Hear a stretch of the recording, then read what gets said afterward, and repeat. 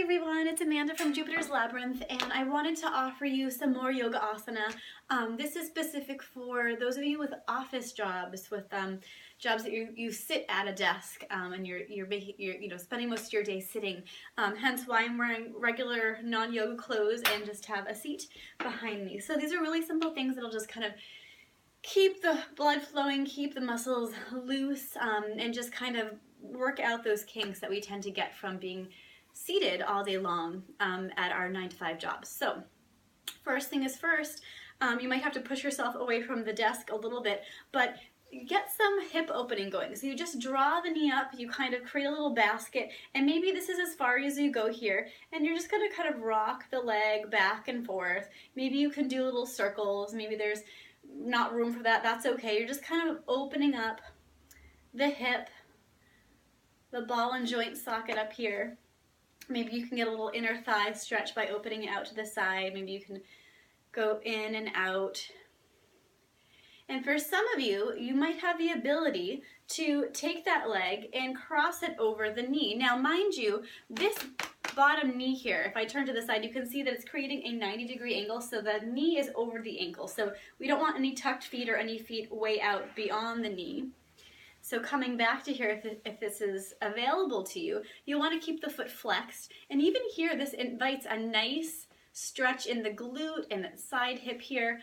And you just breathe. You try to keep your shoulders back and down. You'll also notice from the side view that I'm not sitting in my chair like this, that I'm sitting at the edge so that I can find a straight spine and still kind of create this figure 4 positioning here.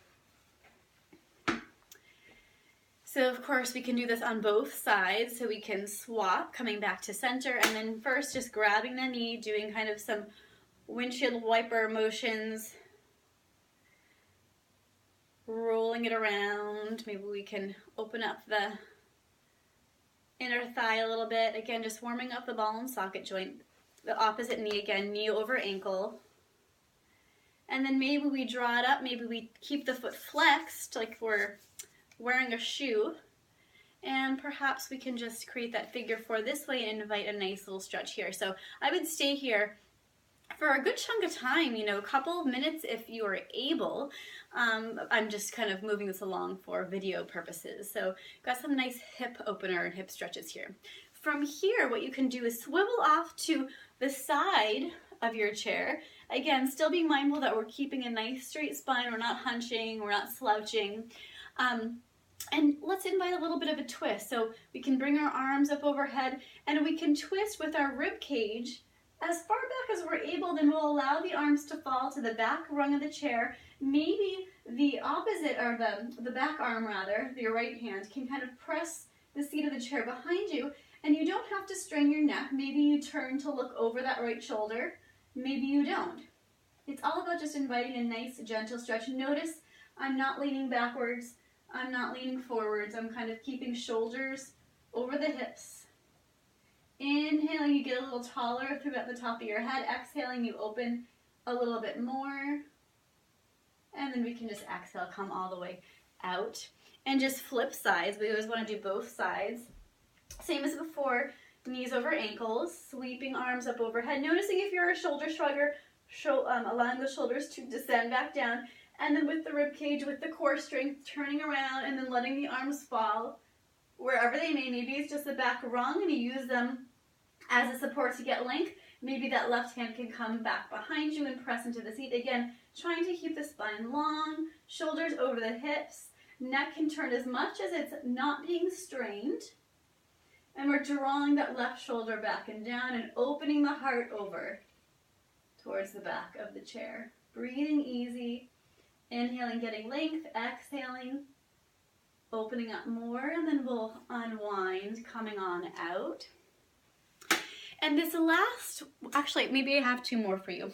One of the last ones is going to be a version of downward facing dog, only we're using the chair here. So again, this is just when you have a few moments. You can break these up over the course of your day. But what you'll do is just put your hands flat on the chair and you create kind of this tabletop position.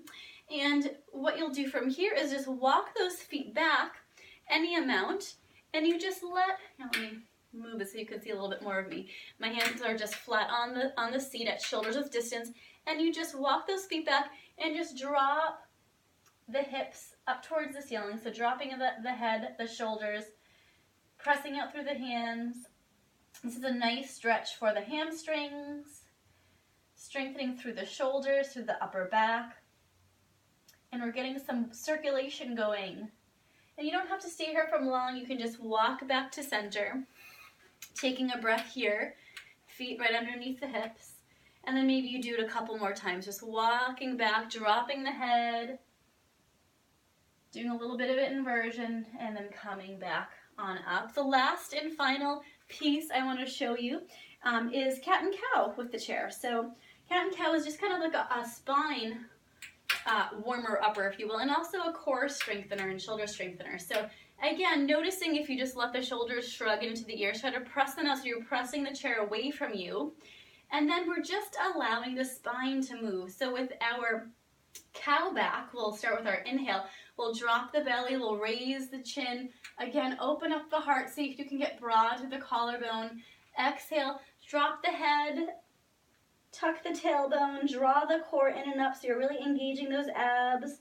Inhaling, coming back around to that arched back, tipping the sit bones back behind you, gently lifting the gaze, spreading the shoulder blades, opening up the heart. Exhaling back down into our cat back. Scaredy cat, just like the for Halloween, the scaredy cat position. And then just coming back and forth for a few more rounds and trying to keep shoulders over the wrists. And just following your breath. And then when you're ready, you're just walking those feet back on in and coming back up. And already you feel so much more invigorated just by those few little movements, and you can do them as often as you want throughout the day. And you don't have to do them all at once. You can kind of space them out, but they don't take much time, right? So offer yourself that, especially if you're stuck at an office job, or it doesn't matter what you do for work. Stop and just do a little movement, a little yoga asana for you to break up your day. Okay guys, thanks for tuning in. I will see you soon.